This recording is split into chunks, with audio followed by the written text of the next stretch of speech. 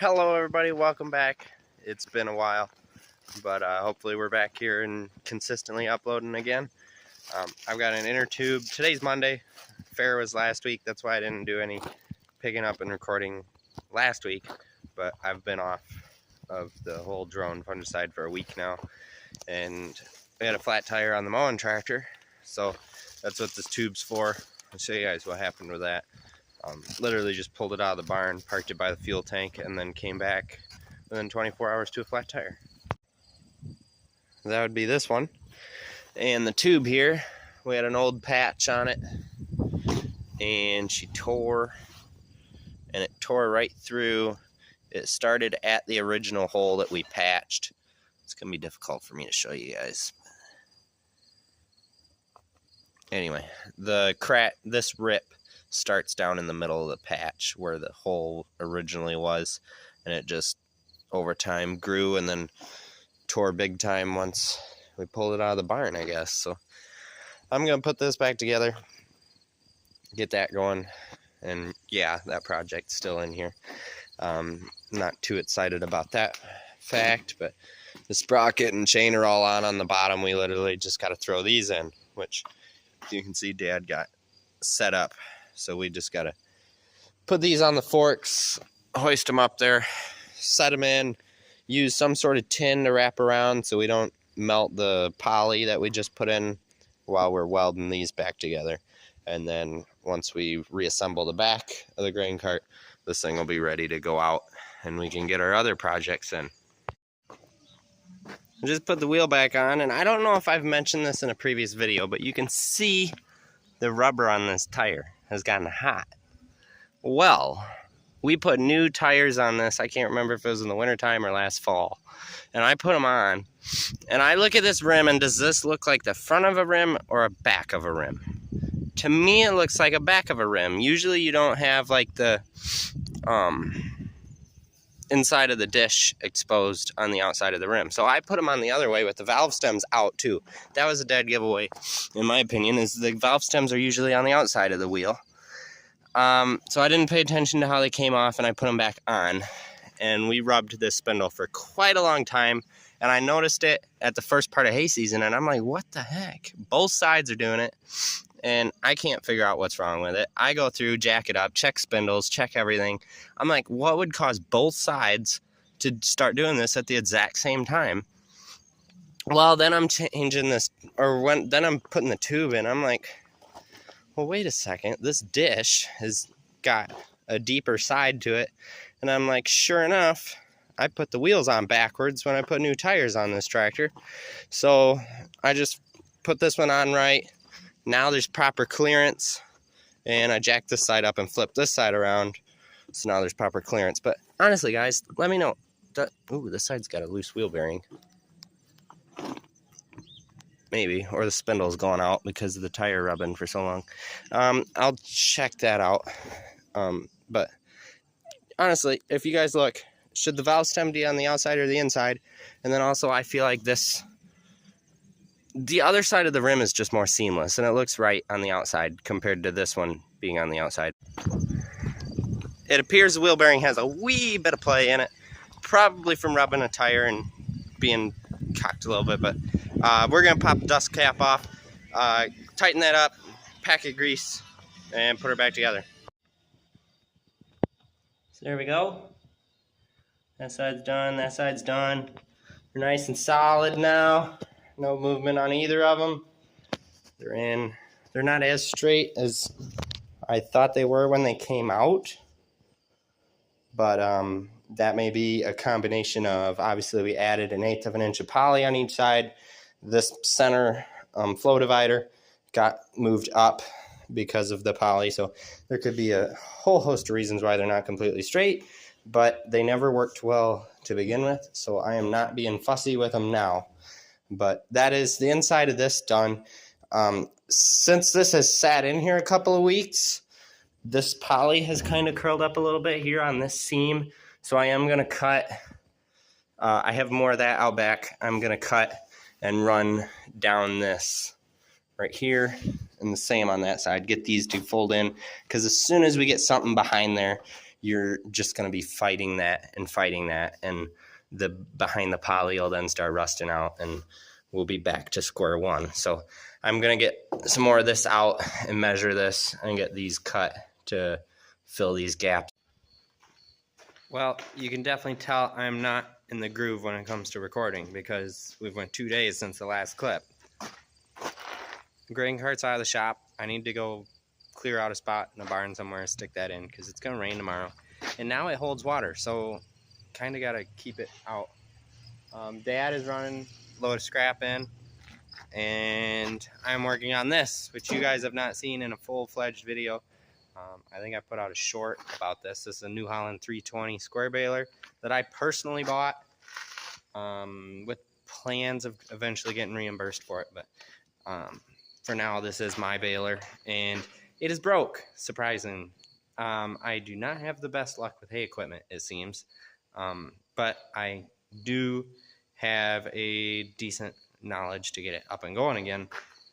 Luckily, it's not knot or issues, which is always seem to ever have issues with when it comes to a baler. But my disc spine, that runs good.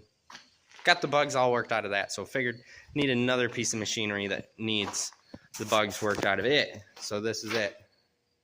Baled 100 bales with it. It's an absolutely beautiful baler when it's running, and it makes great bales. Makes it where you have no issues with the accumulator, and yeah, it's just nice. But sadly, it did break, and I'll spin the camera around and show you guys what happened.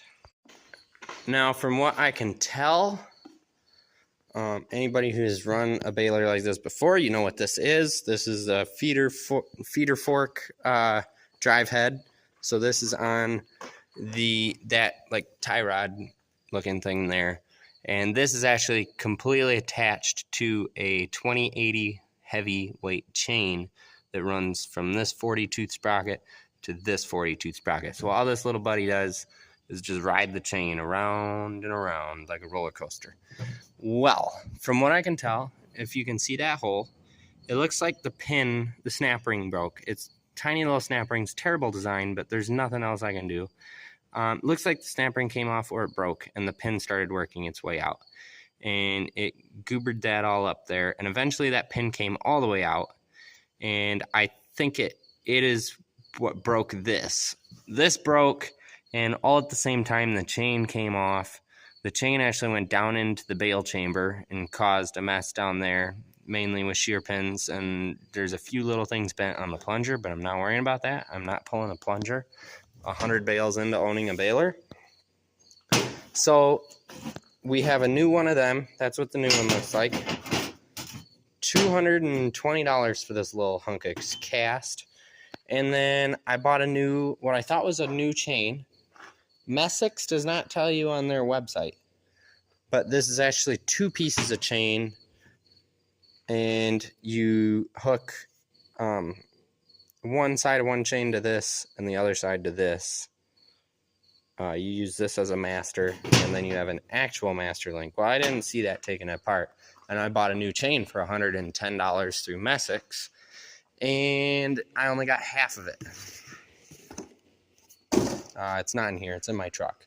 It's half of that length of chain. I think it's 9 or 10 links. Need 19 or 20, I think.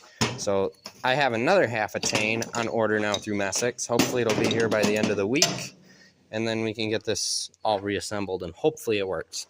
Another thing it did when the chain broke is because the plunger hitting it and pulling it down really fast, it completely shattered this cast sprocket.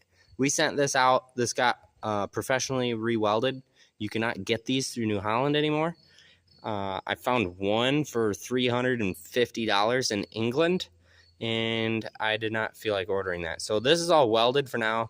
In the process of getting this welded up, we found out there's a place down the road from there that could make these. So this winter, if the baler holds up after I only have like 250, 300 bales, I think I'm going to be baling the rest of the year. We will pull the good one off, go use it as a template, and get another one made and replace this. I just don't really have the time frame for it right now. So we're putting this back together the way it is, and hopefully this works out. But yeah, You guys didn't get to see it run, but it is a very nice baler when it's going. We just have to shorten the bales up a little bit. They're a little too long for the accumulator. We're having some issues there. So that's just a matter of loosening that and dropping that down a little bit. Well, I just ate lunch, so we're getting started on today's project. Come on, Mac. Mac, come here. Training a puppy. Come on, Mac. Mac, come here. He comes eventually. You just gotta keep walking. Give him 5, 4. There we go. He's coming now.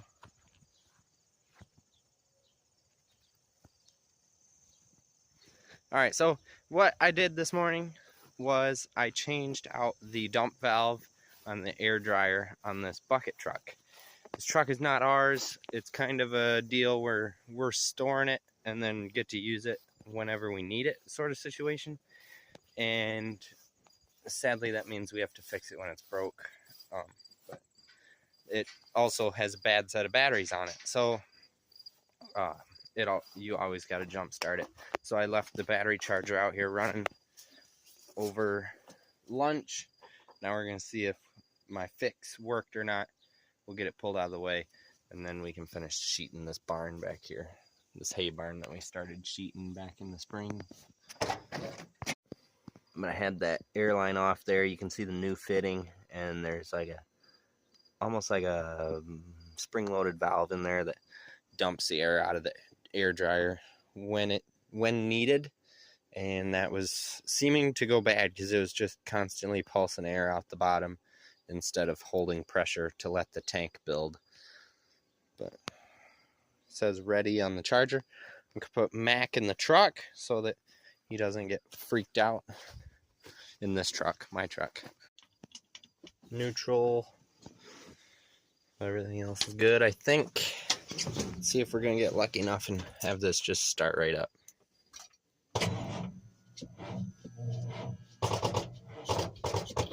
Nope. Okie dokie.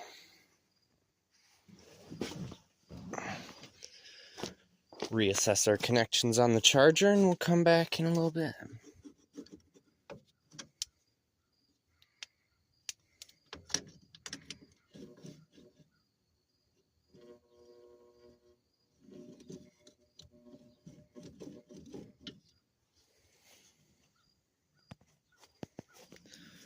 Put it on jump start. And we'll come back. We'll come back later.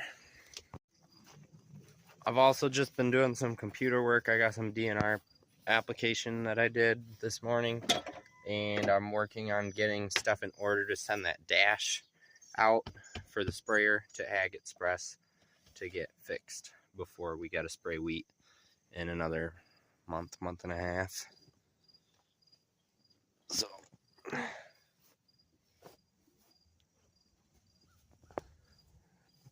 just a bunch of odd and end stuff. I forgot to film that project this morning, so sorry about that.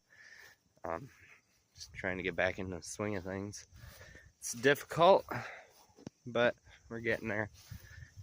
Parts for that baler are coming tomorrow, and we'll hopefully start mowing hay tomorrow. We got 50, 60 plus acres gotta be mowed in a day or so, a day or two.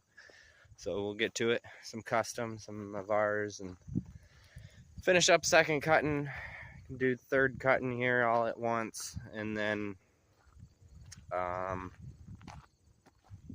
that'll be it probably for hay, I think. I don't like doing hay past September. It gets really hard to get it to dry, and I don't like baling wet hay. Here we go, take 2.